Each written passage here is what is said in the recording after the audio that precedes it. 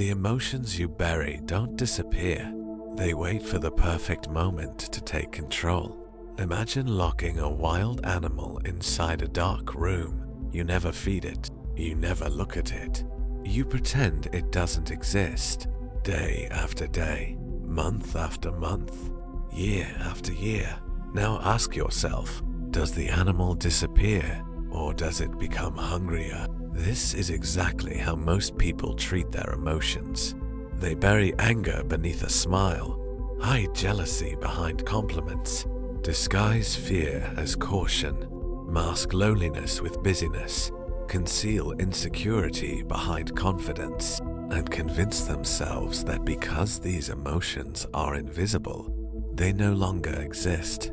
But human nature doesn't work that way. Nothing disappears simply because you refuse to look at it. The mind has a basement, a place where rejected emotions are locked away.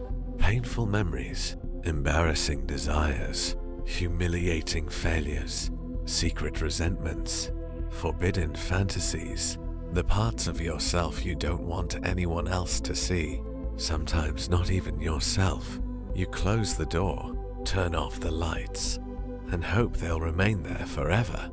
But they won't, because what is repressed does not die. It waits, silently, patiently, watching from the shadows. Think about the calmest person you've ever met, the one who never seemed angry, never raised their voice, never argued, never complained. Then one day, over something unbelievably small, they exploded. Everyone around them was shocked. Where did that come from? But that's the wrong question. The better question is, how long had it been building? An explosion never begins with the final spark. It begins with everything that came before it. Every swallowed insult, every ignored disappointment, every hidden resentment, every unspoken truth. The final moment simply reveals what had been accumulating for years. This is the danger of repression. You believe you're controlling your emotions. In reality, you're storing them, and everything stored eventually demands space. Have you ever noticed how people often criticize others for qualities they secretly possess themselves? The person obsessed with calling others selfish, the individual constantly accusing everyone of lying, the friend who sees betrayal everywhere. Could it be that they're seeing something else, something far closer? Sometimes the traits we hate most in others are reflections of the parts of ourselves we've refused to acknowledge. This is what psychologists call projection. The mind performs a remarkable trick. Instead of confronting uncomfortable truths within, it projects them outward.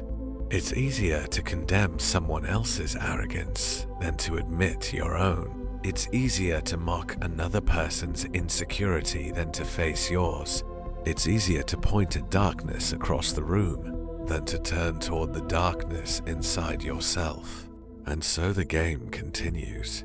We become experts at studying other people while remaining strangers to ourselves.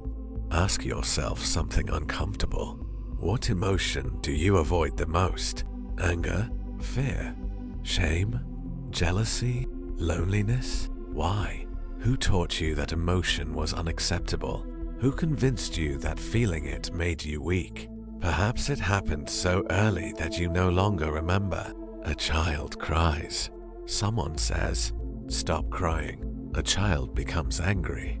Someone says, "Good children don't get angry." A child becomes afraid. Someone laughs. Slowly, the child learns an invisible lesson. Certain emotions are dangerous. Certain feelings must remain hidden. Certain parts of me are unacceptable. Years later, that child becomes an adult. The body grows. The career grows. The responsibilities grow. But the emotional prison remains exactly the same. Everything uncomfortable gets locked away until one day, the prison becomes too full and the walls begin to crack. Maybe it appears as anxiety, maybe as uncontrollable anger, maybe as depression. Maybe as addiction, maybe as endless distraction, maybe as constant exhaustion. The symptom changes. The source often doesn't. A mind carrying emotions it refuses to face. The frightening part is this: the emotions you've buried know exactly where to find you. Not during moments of strength, during moments of weakness. Not when life is calm. When pressure arrives, that's when the shadow steps forward, not asking for permission, demanding control. Imagine standing in front of a mirror that reflects more than your face, a mirror that reveals every hidden emotion, every secret fear, every buried desire, every lie you've told yourself. Would you look, or would you turn away? Most people spend their entire lives avoiding that mirror, not because they are dishonest, because the truth is frightening. We all carry a shadow, not a monster, not pure evil, a collection of the parts of ourselves we've rejected, the anger we denied, the envy we buried, the weakness we refused to admit, the dreams we abandoned because someone convinced us they were impossible. The shadow is not your enemy. Your refusal to acknowledge it is. Think about the people who insist, "I'm never jealous. I never get angry. I don't care what people think." Really? Or have those emotions simply learned to wear better disguises? Because repressed emotions are incredibly intelligent. When they cannot enter through the front door, they find another entrance. The anger you suppress becomes sarcasm. The sadness you deny becomes emotional numbness. The fear you refuse to admit becomes constant control. The loneliness you hide becomes endless scrolling. The insecurity you bury becomes arrogance. The need for love becomes the desperate hunger for attention. The emotion changes its mask, but it never truly leaves. This is why self-awareness is so rare. Most people know the version of themselves they present to the world. Very few know the person operating beneath that performance. The one making decisions in silence. The one influencing relationships. The one shaping habits. The one whispering, "Protect yourself. Don't trust them. You're not enough. Hide who you really are." And here's the greatest irony. The more you reject your shadow, the more power you give it. Imagine trying to hold a beach ball underwater. For a few seconds, it's manageable, but eventually, the pressure becomes overwhelming. The ball bursts back to the surface with incredible force. Repressed emotions behave the same way. The effort required to keep them buried becomes exhausting. Eventually, something gives. This is why people often say, "I don't know what came over me."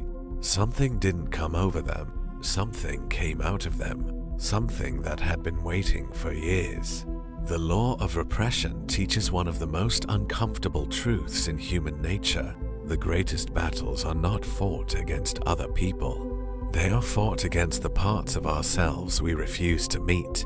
Real strength isn't pretending you're fearless, it's admitting you're afraid. Real confidence isn't denying insecurity, it's recognizing it without letting it control you. Real peace isn't the absence of darkness, it's making peace with the darkness, instead of pretending it doesn't exist. So ask yourself, what emotion keeps returning? What memory still hurts even though years have passed? What criticism affects you far more than it should? What kind of people trigger you instantly? What desire have you spent years pretending doesn't matter? Don't rush to answer. Those questions are doors. Behind each one may be a part of yourself waiting to be acknowledged, not judged, not punished, understood. Because the emotions you accept lose the need to hide. The feelings you face lose the need to control you from the shadows. The truth you finally admit loses the power to haunt you. The shadow doesn't disappear, it becomes integrated, and that's where real freedom begins. Not by becoming someone without darkness, but by becoming someone who is no longer afraid to walk through it, because the parts of yourself you've been running from may hold the key to the person you're capable of becoming.